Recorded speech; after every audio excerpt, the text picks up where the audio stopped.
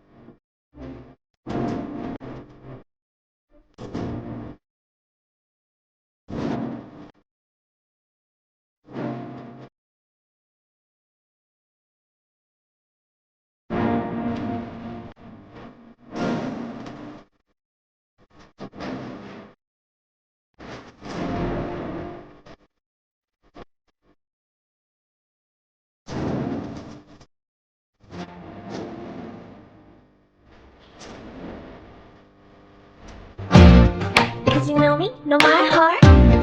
You're everything on my day. And I